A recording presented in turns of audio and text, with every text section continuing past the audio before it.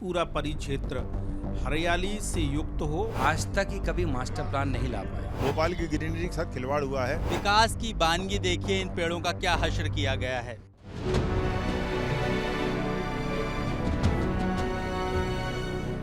धीरे धीरे राजधानी भोपाल की सांसें साल दर साल कम होती जा रही हैं। ग्रीन कैपिटल का तमगा रखने वाला शहर अब धीरे धीरे घुटने लगा है। आधुनिकता की होड़ में आने के लिए भोपाल अपनी खूबसूरती और हरियाली को दांव पर लगा रहा है। मल्टी स्टोरी बिल्डिंग, चौड़ी सड़कें और मेट्रो शहर की दौड़ में हरा भरा भोपाल कहीं पीछे छूटता जा रहा है। जब भी ऑक्सीजन कम होती है तो केवल ऑक्सीजन कम नहीं होती, प्राणवायु भर कम नहीं होती। जनसंख्या बढ़ते जा रही, जनसंख्या का लोड बहुत ज़्यादा है। हर 10 साल में 5 लाख की आबादी भोपाल की बढ़ जाती है। तो यदि प्रति वर्ष 50,000 लोग बढ़ रहे हैं तो 50,000 लोग कार्बन डाइऑक्साइड भी छोड़ रहे हैं। कार्बन डाइऑक्साइड बढ़ते जा रही है। जब पेड़ पौधे खत्म हो रहे हैं तो ऑक्सीजन का पुट कम होते जा रहा है। स्मार्ट सिटी के नाम पर जितना नुकसान पेड़ों का हुआ है या भोपाल की ग्रीनरी के साथ खिलवाड़ हुआ है, यदि स्मार्ट सिटी ना होता तो कदाचित बहुत अच्छी ग्रीनरी होती और बहुत ज़्यादा सिचुएशन होती है। पेड़ पौधे धीरे धीरे नष्ट हो जा रहे हैं। मतलब ये मान के चलिए सड़क चौड़ी होती जा रही है, सब हो रहा है। तो उसकी वजह से ग्रीनरी बहुत ज़्यादा कम है। उस वजह से कि स्वास्थ्य संबंधी बहुत सारी समस्याएं अपने जीवन में आ रही हैं। साल 1990 में राजधानी भोपाल में 66% हरियाली हुआ करती थी, जो बीते 3 दशक में घटकर 2022 में 7% पर आ चुकी है। राजधानी भोपाल के कई इलाके विकास के नाम पर कंक्रीट के जंगलों में तब्दील होते जा रहे हैं। शहरी इलाकों के साथ साथ अब पेड़ों की अंधाधुंध कटाई केरवा जैसे इलाकों में भी देखी जा सकती है। और इसका खामियाजा सिर्फ इंसान नहीं, जंगल में रहने वाले जीव भी भुगत रहे हैं।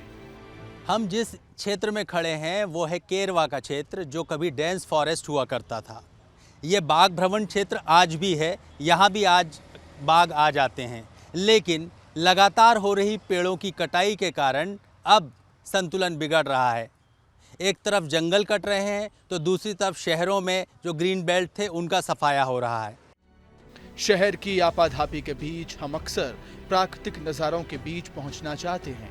ये दिल को सुकून तो देता ही है, ये हमारी सेहत के लिए भी उतना ही ज़रूरी है। क्यों ज़रूरी है हरियाली? हरियाली स्ट्रेस बस्टर का काम करती है, अप्रत्यक्ष रूप से दिमाग पर असर डालती है। हरियाली से मानसिक रोगों में कमी देखी गई। नेचर के बीच हम ज़्यादा खुश रहते हैं। सेहत को लेकर भी लोग फिक्रमंद होते हैं। इसे एक उदाहरण के जरिए और आसानी से समझिए। भोपाल के गोविंदपुरा इलाके में 80 साल से ज़्यादा के 5,687 वोटर्स हैं, जबकि घनी आबादी वाले पुराने शहरों में महज 2,553 सीनियर सिटीजन मतदाता हैं। यानी जिस क्षेत्र में ज़्यादा हरियाली है वहाँ के लोगों की उम्र लंबी होती है। विशेषज्ञों का भी मानना है कि बेहतर सेहत के लिए प्रकृति से जुड़ाव ज़रूरी है। बाय डिफ़ॉल्ट एक नेचर से हमारा लगाव है और सारे के सारे जो हिट प्लेसेस हैं या तो वो नेचर से जुड़े हुए हैं या उनको हिट करने के लिए हम उन्हें नेचुरल बना रहे हैं। तो ये बात तो साफ है कि हमारा अवचेतन प्रकृति से जुड़ा हुआ रहना चाहता है।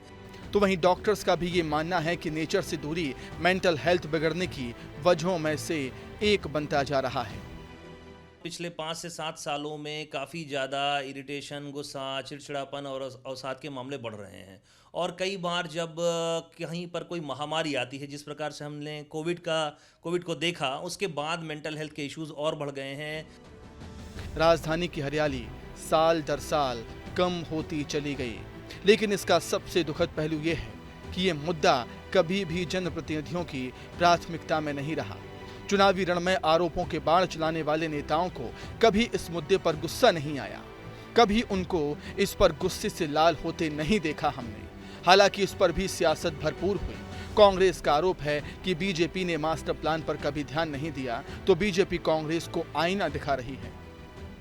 वो जनता का मुद्दा बनेगा तो राजनीति का भी मुद्दा बनेगा। भारतीय जनता पार्टी चाहती है न केवल राजधानी बल्कि पूरा परिक्षेत्र हरियाली से युक्त हो, और उसको लेकर, विकास को लेकर कई बार दुराग्रह बनता है, लेकिन वो दुराग्रह भी टूटे। यही सबकी मंशा है और आने वाले समय में मुझे लगता है इसमें और गति आएगी। देखिए, 19 साल से मध्य प्रदेश में भाजपा की सत्ता है।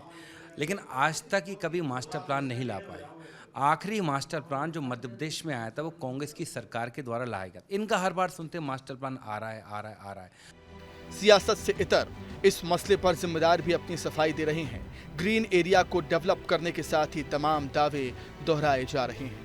अभी हम लोगों ने सभी अवैध कॉलोनी के प्रकरण बनवाना शुरू किए हैं और उस पर कार्रवाई भी शुरू हुई है। 4 की जगह कार्रवाई हुई है, जिसको हम लोग लगातार बढ़ाएंगे और अवैध कॉलोनी पर सख्त कार्रवाई करेंगे।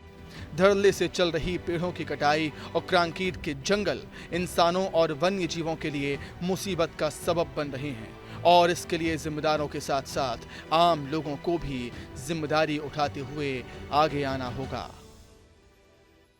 विकास की बानगी देखिए, इन पेड़ों का क्या हश्र किया गया है। आरी चलाकर इन्हें छोड़ दिया है और दूसरी तरफ हम हरियाली के लिए तरस रहे हैं। कहीं ना कहीं विकास करने वाली एजेंसियों को इन पेड़ों को अगर ट्रांसप्लांट करती तो ज़्यादा बेहतर होता, भविष्य भी सुरक्षित होता, लेकिन इस तरह से विकास के कोई मायने नहीं रह जाते हैं। श्याम सिंह तोमर, कैमरा पर्सन नागेंद्र के साथ।